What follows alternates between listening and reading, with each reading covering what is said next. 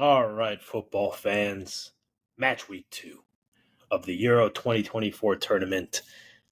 The first match week of games were great. The second match week introduced even more drama. Some of the teams continued their same bad tendencies. Some of them improved. Some of them were made to look mediocre because they played better talent. But there was a lot of excitement in this game week, so we're going to go ahead and jump right in. The first game was Croatia and Albania. Uh, this was a pro Albania crowd that really got into it when Alasi scored 11 minutes in. Glancing header, barely got a touch to deflect it. The rest of the first half, there wasn't, a whole, there weren't many big chances for either team. Some set pieces with header opportunities, but it wasn't until late in the second half that the game finally heated up. 74th minute, Croatia scored 2 goals in 2 minutes to take the lead. Neither goal was sensational for Croatia, just really awful Albanian defending. First, a Kramaric shot, which went through a defender's legs. Then a couple deflections off defenders resulted in an own goal for their second goal. And it wasn't looking good for Albania. But then in the final minutes of stoppage time, the sub, Jasula, uh, just found the corner of the net. Another defender deflection, by the way, and tied it up at 2 apiece. And that's how this one ended. None of the spectacular goals we've gotten used to this tournament, but a hard-fought draw. A couple final notes here. Croatia dominated possession in this one 67% of the time. But a big takeaway is that Croatia, they just need a youth injection.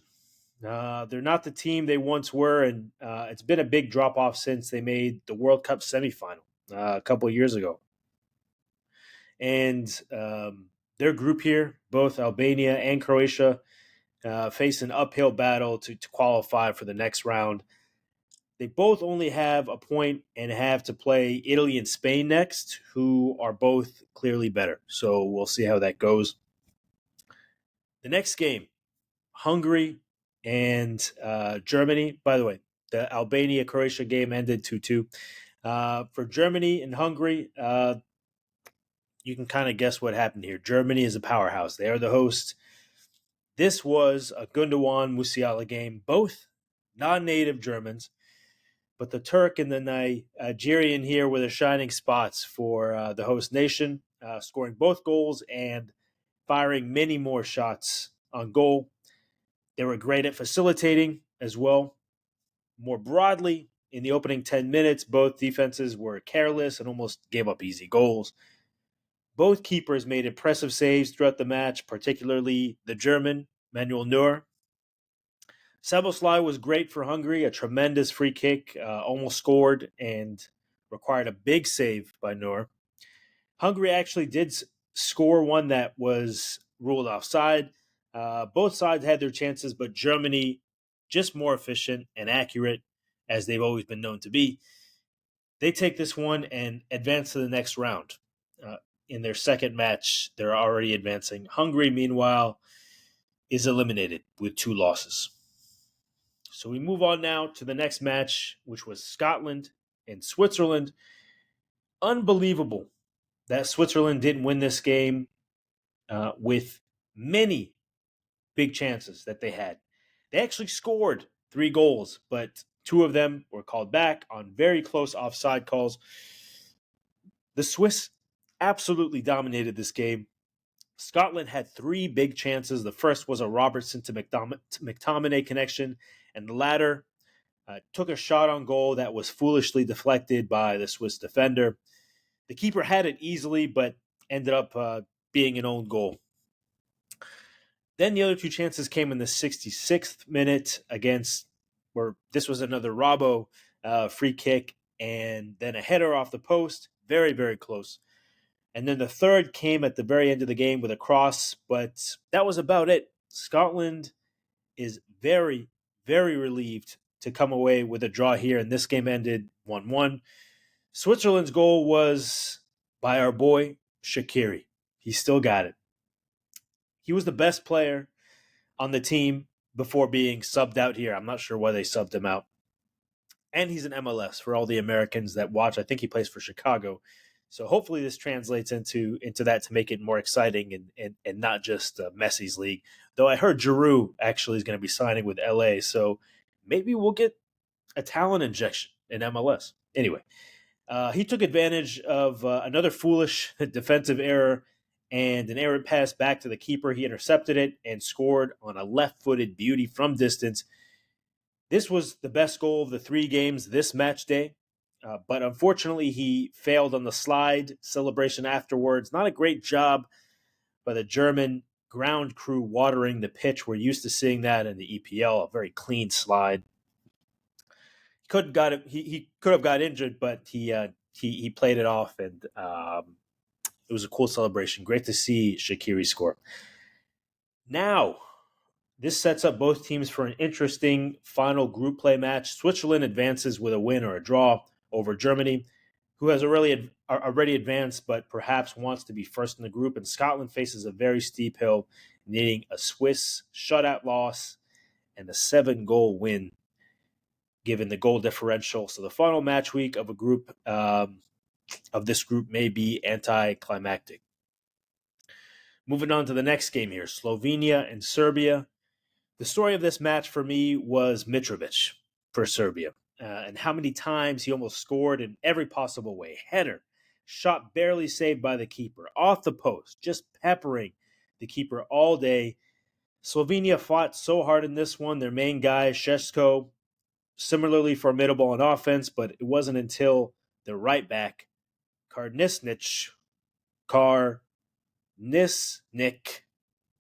Listen, there are going to be some tough Slavic names to say in here, right? A lot of us, we follow the EPL, but maybe we don't follow exactly, all the leagues. And there's a lot of C's that sound like Ches, or I think you know what I mean if you're a non-native speaker to the Slavic region.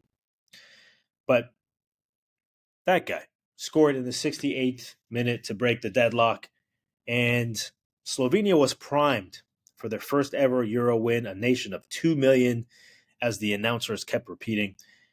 Serbian fans were pissed. They kept throwing cups on the field, and in the final minute of stoppage time, with cups strewn on the field, a corner kick glanced off the head of Jovic, then a Slovenian defender, and saved a point for Serbia, denying Slovenia their first ever Euro win.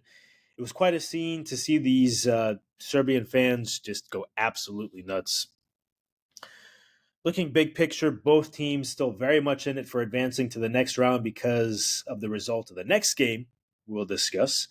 But Serbia especially saved themselves with that final goal, and you'll see why.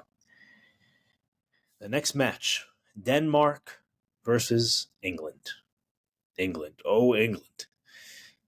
How you guys have royally messed up this tournament. This was a surprisingly very evenly matched game, which, I'm sorry, is pathetic for England. They have much more talent and continue to underutilize it. Southgate did make some moves finally that I thought were slightly better than the last match, bringing on Watkins and Eze as subs. But again, he brought on Gallagher and Bowen when you have Cole Palmer that hasn't played a single minute in either match. You have Anthony Gordon and you have Ivan Toney. He didn't even use all 5 of his allotted subs. He is still very unfit to manage. And I'll keep saying it until he not even maximizes, just properly utilizes the country's talent.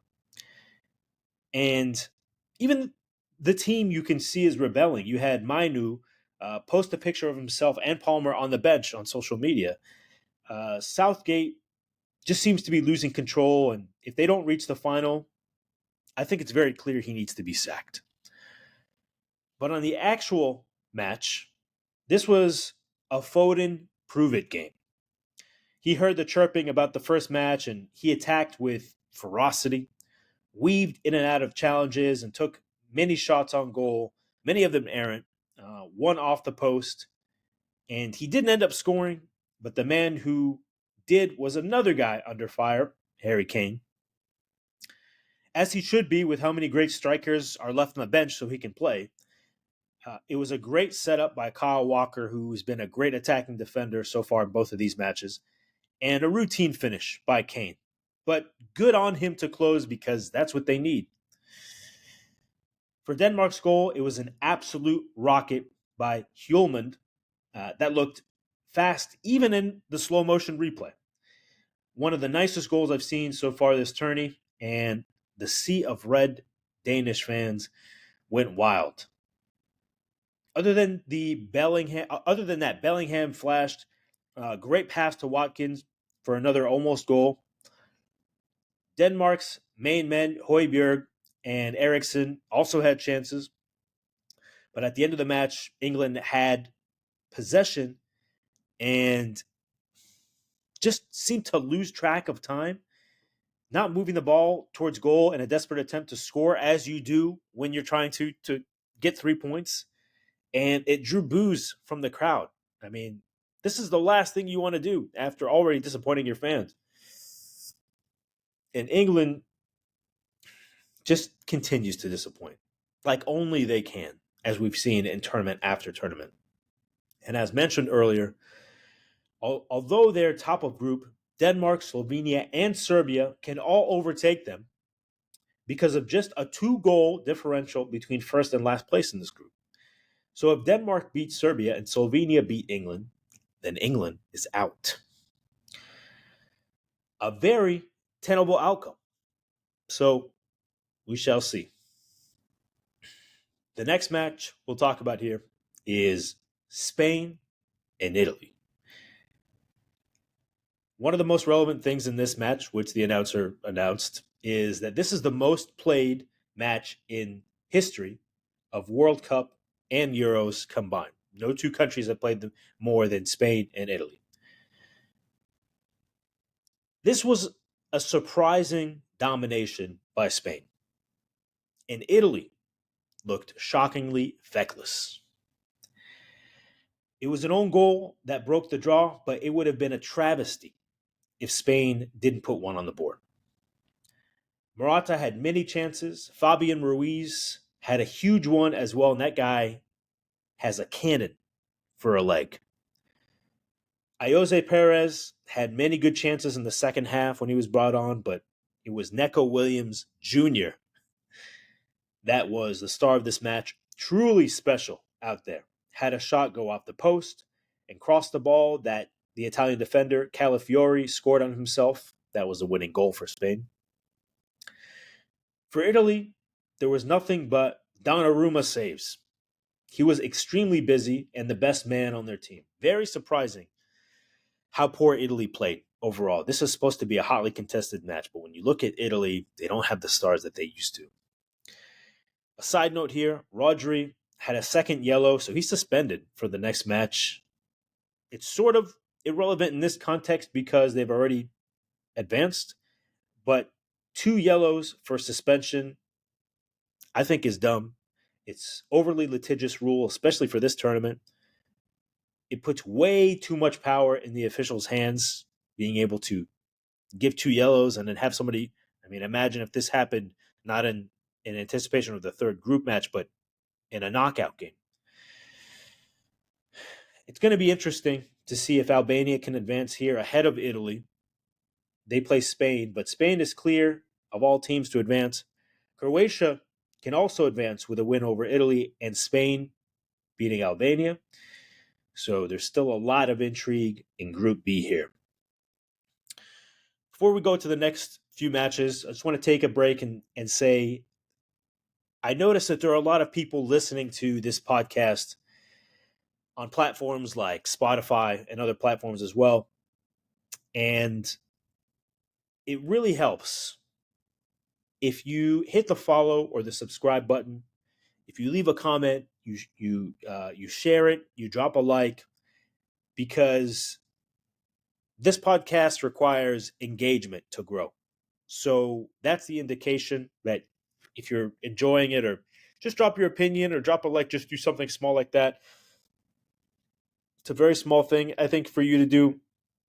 It's a very big thing for us. We really appreciate it. And the next thing, before we get to the next games, is I want to share some discount codes with you guys so you can save some money on stuff that you might already do. So first, SeatGeek. SeatGeek is a site that sells tickets to sporting events like soccer games, football games, basketball games. Baseball season's going on now. Of course, the Euros and Copa America is going on now. There's a great match between Argentina and Canada. USA is playing Bolivia. I think they might be playing either today or tomorrow. And that's going on in America, so you can use SeatGeek for that. So you can save $20 on SeatGeek, on your SeatGeek purchase, by using the code FOOTBALLVFOOTBALL, all one word. I'll put it in the description. And there's going to be a ton of summer concerts. You can use it on those. You can use it on comedy shows. You can use it on any event that they have on SeatGeek.com.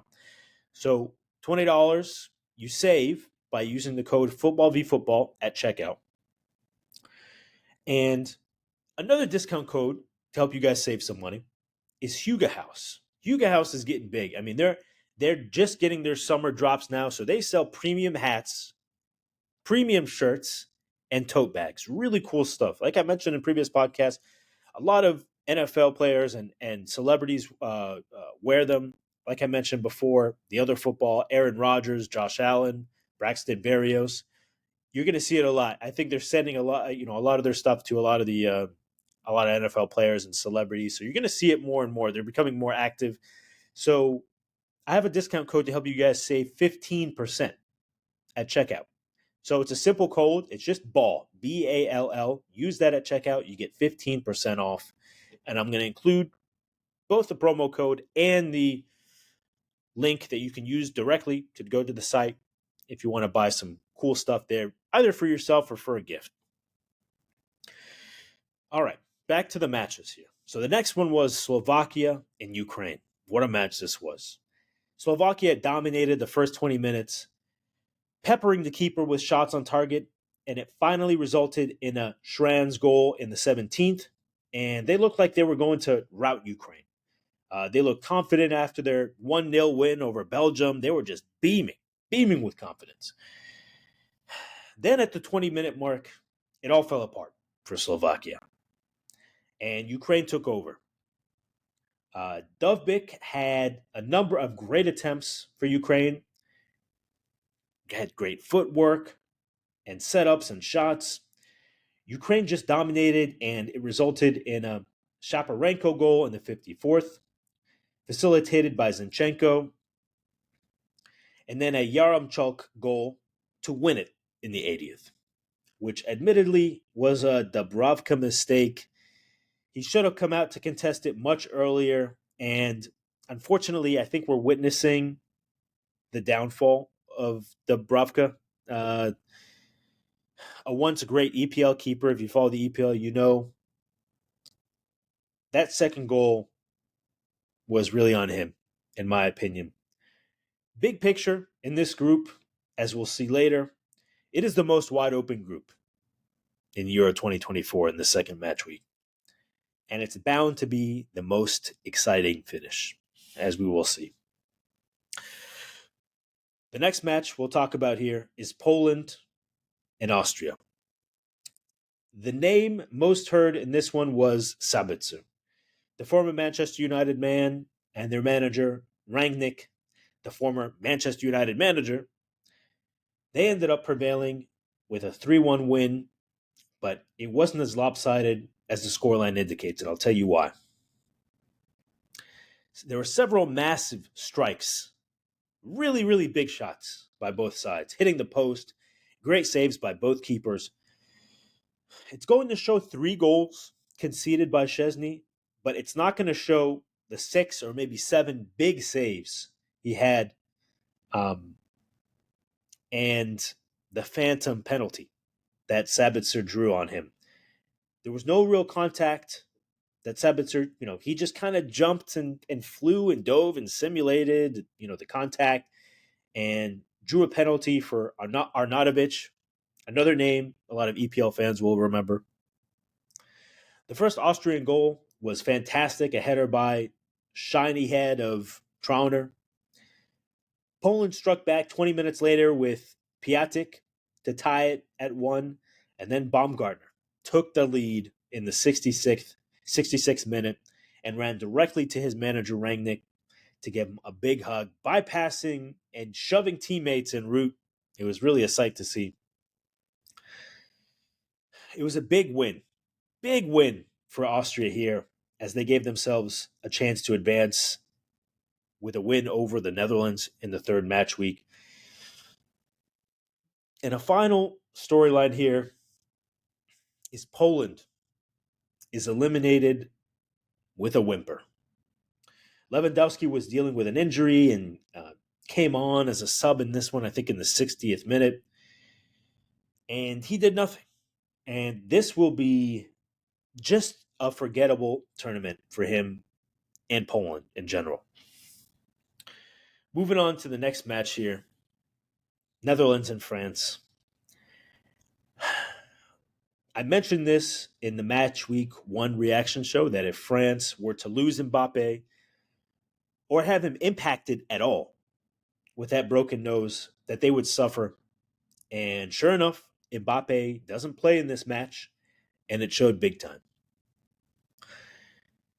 In a match between two of the three most disappointing countries in this tournament so far relative to their expectations, along with England, of course, the offensive finishing was completely lacking here. The Rabiot to Griezmann fiasco in the first half was a travesty. The Rabiot should only play defense because he has no nose for goal, passing on a completely open shot with just him and the keeper. Then he wasted another big opportunity later, and Griezmann did the same 1v1 on goal. Dembele and Thuram and Tchouaméni and Hernandez, all very inaccurate for France. And they badly need Mbappe to score.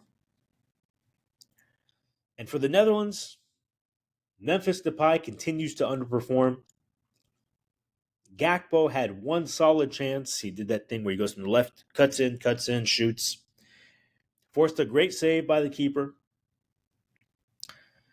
And it was Simmons that was maybe the lone bright spot in this match for the Netherlands. Two solid attempts and one that scored but was called back on offside, which was really just his teammate obstructing the keeper. It wasn't his fault.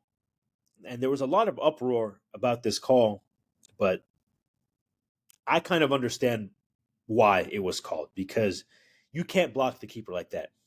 If you've ever played keeper in real soccer, real football, you know that that is one of the most annoying and, in my opinion, illegal things you can do, to sit there and crowd the keeper, push the keeper, obstruct the keeper. So I'm siding with the keeper on that one.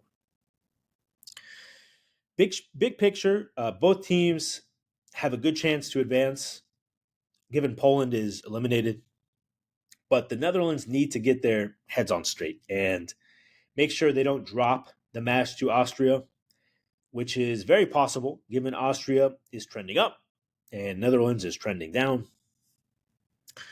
France, meanwhile, will likely back into advancing because, Poland's premature elimination and lack of motivation is going to cause them to not really show up for that third match, in my opinion.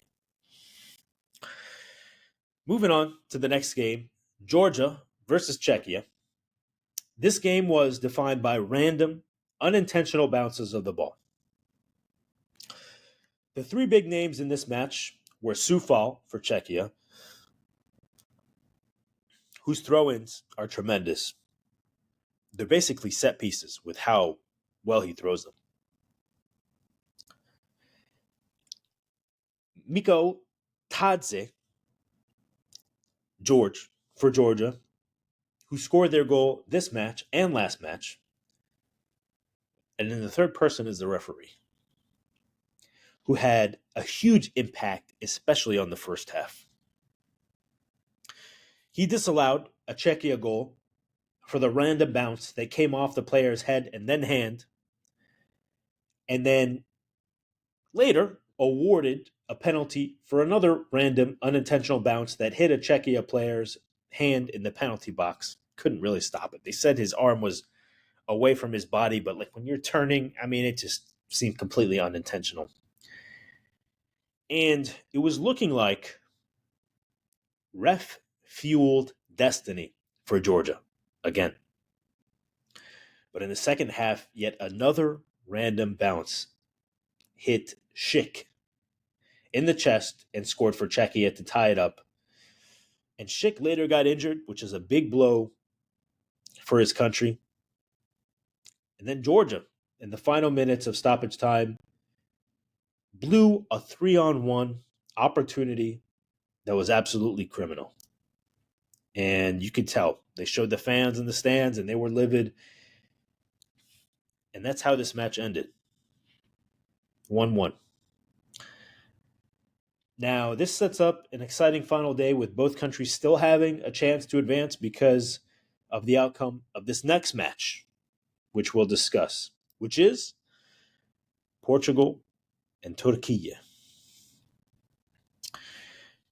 My big takeaway from this match is I don't see how Portugal does not make the final. They are an absolute force. They completely outclassed a Turkish team that is playing virtual home games in Germany, as we saw in the last match, and looked fantastic against Georgia. Now, Portugal has so much depth and finishing skill and midfield facilitation and such a solid, stacked backline that can defend and attack. They're on a collision course to meet Germany in the final. Mark my words. But getting to the actual game here, Bernardo Silva was probably the star in this one, scoring the first goal and putting many shots on goal. Ronaldo, very active as well. As a facilitator, surprisingly, assisted the third goal to Bruno. And then also, and if you've been watching Ronaldo, you know what I'm talking about. He did one of those classic whoop, whoop, whoop, whoop, whoop, Allen Iverson-esque crossovers of a Turkish defender that made him fall over.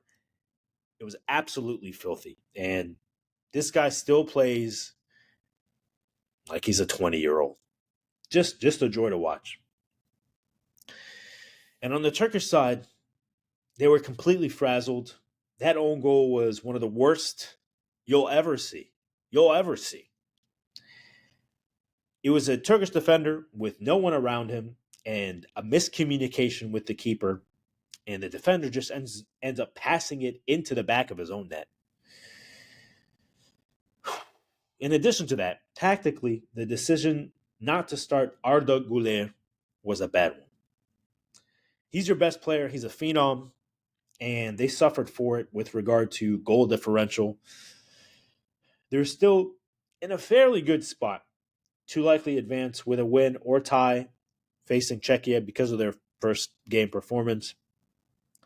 But they really need to gather themselves before then. And Turkey is a team that I personally would be rooting for, given my background and some of my ties, and what they did in the first match was so fun to watch. Maybe they just need it to rain again. Maybe that's their advantage. Have it rain, play Arda Güler, and just communicate. That's it. On to the final match here. Belgium and Romania.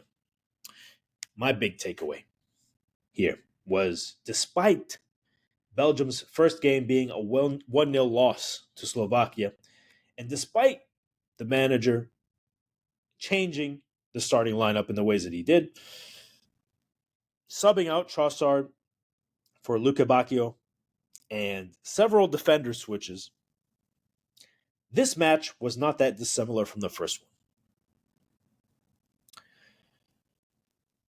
It was Lukaku, the 2000s Shaq of soccer, just kind of backs in, muscles people. That's all he does. He receives it with his back to the goal, muscles people, turns around and shoots. It's like what Shaq used to do, but with dunks. And he was peppering shots on goal like he always does and scoring goals that were disallowed. And another one was disallowed in this game. That's 3 disallowed goals for Lukaku in 2 matches. And there will likely be more. And again, it was Doku being a maestro with fancy footwork and evasion and great attempts on goal. And just like the last game, it was fantastic defending. The difference here was one thing. KDB, Kevin De Bruyne, finally playing like Manchester City Kevin De Bruyne. We were waiting for this for so long, and he was fantastic in facilitation and even scored the second goal looking like a striker. He was the one furthest ahead. And that was the only difference in this game. Belgium won this one 2-0 after their first match losing it 1-0. The first goal in this one, Lukaku figured out the refs aren't going to let me score, so let me set up Tielemans, and bam, that worked. Meanwhile, for Romania, as great as they looked in the first match, this is what a strong team does to you. They make you look average. And Romania looked very average. A few strong attempts on goal, maybe 3, but not nearly the performance we saw against Ukraine, where Stanciu and Marin looked like absolute world beaters.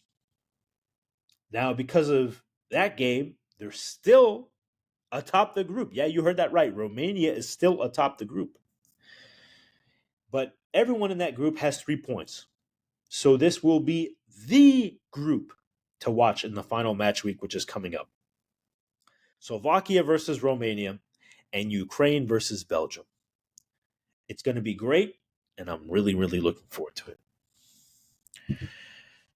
That wraps up the second match week in Euro 2024. It's been exciting. I always enjoy Euros. I remember fondly a lot of the early Euros that I used to watch. And there's so much parity in these Euro matches.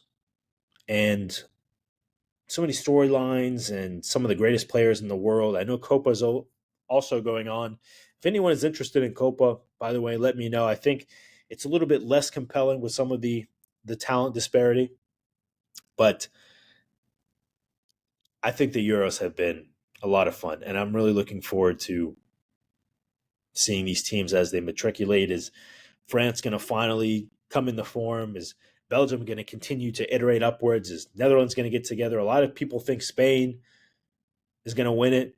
I think they're good too. I think they have a lot of good players. But for me, Portugal and Germany really stand above. And in my opinion, I think Portugal is a little better than Germany. But Germany has the home field advantage. So we'll see what happens. I'll remind everyone again, if you've enjoyed this and if you listened all the way through or watched all the way through, thank you so much. I really appreciate it. Please follow, subscribe, like, comment, share, all that good stuff. Would really appreciate it. We'll see y'all in the Match Week 3 reaction show when we'll know who's in the knockout rounds. But until then, have a fantastic day, football fans.